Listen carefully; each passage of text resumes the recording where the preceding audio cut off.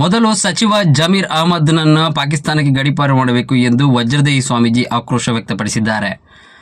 ಸುಳ್ಯದ ಕಾರ್ಯಕ್ರಮವೊಂದರಲ್ಲಿ ಮಾತನಾಡಿದ ವಜ್ರದೇಹಿ ಶ್ರೀ ರಾಜಶೇಖರಾನಂದ ಸ್ವಾಮೀಜಿ ಬಜರಂಗದಳ ಕಾರ್ಯಕರ್ತರ ಗಡೀಪಾರು ಆದೇಶ ವಿಚಾರದ ಬಗ್ಗೆ ಆಕ್ರೋಶ ವ್ಯಕ್ತಪಡಿಸಿದರು. ಅನಾಮತ್ತಾಗಿ ಬಂದವ ವಕ್ಫ್ ಬೋರ್ಡ್ ಸಚಿವ ಜಮೀರ್, ತಾಕತ್ತಿದ್ರೆ ಜಮೀರ್ ಅಹಮದ್ನನ್ನು ಗಡೀಪಾರು ಮಾಡಿ, ಇಲ್ಲೆಲ್ಲೂ ಅಲ್ಲ, ಜಮೀರ್ನನ್ನು ಪಾಕಿಸ್ತಾನಕ್ಕೆ ಗಡೀಪಾರು ಮಾಡಬೇಕು. ನಿಮಗೆ ತಾಕತ್ತಿದೆಯಾ SP ಸಾಹೇಬ್ರೆ ಎಂದು ಪೊಲೀಸ್ ಇಲಾಖೆಗೆ ಸ್ವಾಮೀಜಿ ಸವಾಲು ಹಾಕಿದ್ದಾರೆ. ಹಿಂದೂ ಕಾರ್ಯಕರ್ತರು ಯಾವುದಕ್ಕೋಸ್ಕರ ಕೇಸ್ ಹಾಕೊಂಡ್ರು ಅವಲೋಕನ ಮಾಡಿ. ಗೋವುಗಳನ್ನು ರಕ್ಷಣೆ ಮಾಡಿ 10-20 ಕೇಸ್ ಬಿದ್ದಿದೆ. ಜಿಲ್ಲಾಡಳಿತಕ್ಕೆ ತಾಕತ್ತಿದ್ರೆ ನನ್ನನ್ನು ಗಡೀಪಾರು ಮಾಡಲಿ. ಸರ್ಕಾರಕ್ಕೆ ನಮ್ಮ ಮಕ್ಕಳನ್ನು ಕಂಡರೆ ಭಯ. ಹಿಂದೂ ಕಾರ್ಯಕರ್ತ ಲತೇಶ್ ನನ್ನ ಗಡೀಪಾರು ಮಾಡಬಹುದು, ಆದರೆ ಲತೇಶ್ನಂತಹ ಸಾವಿರಾರು ಯುವಕರು ಹುಟ್ಟಿದರೆ ಮುಂದಿನ ದಿನಗಳು ನಿಮಗೆ ಕಷ್ಟವಾಗಬಹುದು ಎಂದರು. ನಿಮ್ಗೆ ಗೊತ್ತಾಗ್ತದೆ ಲತೀಶ್ನ ಜೀವನ ಏನು ಅಂತ. ಯಾರಿಗೋಸ್ಕರ ಕೇಸ್ ಹಾಕೊಂಡ.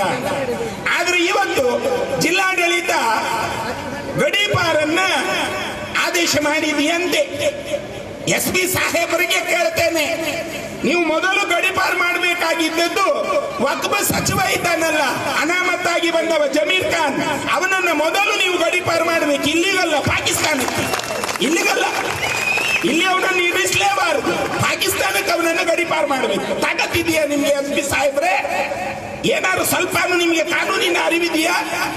ಕೇಸ್ ಹೆಂಗೆ ಮಾಡಬೇಕು, ಯಾರ ಮೇಲೆ ಹೆಂಗೆ ಕೇಸ್ ಮಾಡಬೇಕು, ಯಾರನ್ನ ಗಡೀಪಾರು ಮಾಡಬೇಕು, ಯಾರ ಮೇಲೆ ದರೋಡೆ ಕೇಸನ್ನು ಹಾಕಬೇಕು, ಸ್ವಲ್ಪ ಆದ್ರೂ ನಿಮಗೆ ಕಾನೂನಿನ ಜ್ಞಾನ ಇದ್ರೆ ಒಮ್ಮೆ ನೀವು ಕಾನೂನಿನ ಪುಟವನ್ನ ತೆರೆದು ಒಮ್ಮೆ ಅಧ್ಯಯನ ಮಾಡಿ ನೋಡಿ. ಕಾನೂನಿಯನ್ನು ಹೇಳ್ತದೆ. ಯಾವುದಕ್ಕೋಸ್ಕರ ಈ ಮಕ್ಕಳು ಕೇಸ್ ಹಾಕೊಂಡ್ರು, ಯಾರ ಮನೆಯನ್ನು ಉಳಿಸಲಿಕ್ಕೆ ಕೇಸ್ ಹಾಕೊಂಡ್ರು, ಇಂತಹ ಗೋವುಗಳನ್ನು ರಕ್ಷಣೆ ಮಾಡಿಕೊಳ್ಳಿಕ್ಕೆ 10-20 ಕೇಸ್ಗಳು ಆ ಮಕ್ಕಳ ಮೇಲೆ ಇದ್ದಾವೆ. ಗೋಹತ್ಯೆ ನಿಷೇಧ ಕಾನೂನು ಬಂದಿದೆ. ಎಲ್ಲಿ ಸರಿಯಾಗಿ ಆ ಕಾನೂನು ಜಾಗೃತಿಯಾಗಿದೆ ಎನ್ನುವುದನ್ನು ಸಮಾಜಕ್ಕೆ ಹೇಳಿ. ಜಿಲ್ಲಾಡಳಿತ ಗಮನಿಸಬೇಕು. ನಿಮಗೆ ಏನಾದರೂ ಸ್ವಲ್ಪನಾದ್ರೂ ನ್ಯಾಯ, ನೀತಿ, ಧರ್ಮ ಏನಾದ್ರೂ ಇದ್ರೆ ನೀವು ಲತೀಶ್ನನ್ನ ಗಡೀಪಾರು ಮಾಡೋದಲ್ಲ, ವಜ್ರದೇಹಿ ಸ್ವಾಮೀಜಿಗಳನ್ನ ಗಡೀಪಾರು ಮಾಡಿ. ನಿಮಗೆ ತಾಕತ್ತಿದ್ರೆ ನೀವು ಮೊದಲು ಆ ಕೆಲಸ ಮಾಡಿ, ಮತ್ತೆ ಬಾಕಿದ್ದೆಲ್ಲ ಮಾಡಿ.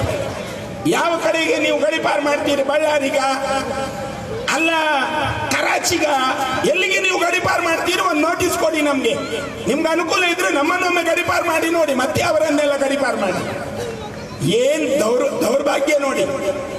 ಸರ್ಕಾರಕ್ಕೆ ನಮ್ಮ ಮಕ್ಕಳನ್ನ ಕಂಡ್ರೆ ಭಯ, ನಮ್ಮ ಮಕ್ಕಳನ್ನ ಕಂಡ್ರೆ ಹೆದರಿಕೆ. ಯಾಕೆ ಹೆದರಬೇಕು? ಸರ್ಕಾರ ನಡೆಸಿ ಉಚಿತವಾಗಿ ಕೊಟ್ಟುಕೊಂಡು ಸಮಾಜವನ್ನು ಪೋಷಣೆ ಮಾಡ್ತಾ ಇದ್ದೀರಲ್ಲ, ನಿಮ್ಗೆ ಬಹುಪರಾಕ್ ಅನ್ನುವಂತ ಜನ ನಾವು.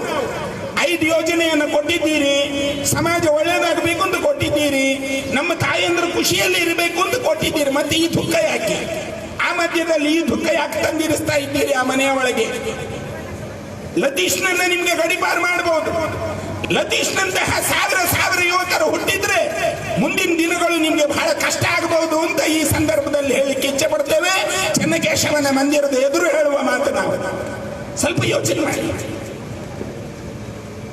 ಯಾವುದಕ್ಕೋಸ್ಕರ ಹಿಂದೂ ಸಮಾಜ ಇವತ್ತು ಬಾಳ್ತಾ ಇದೆ?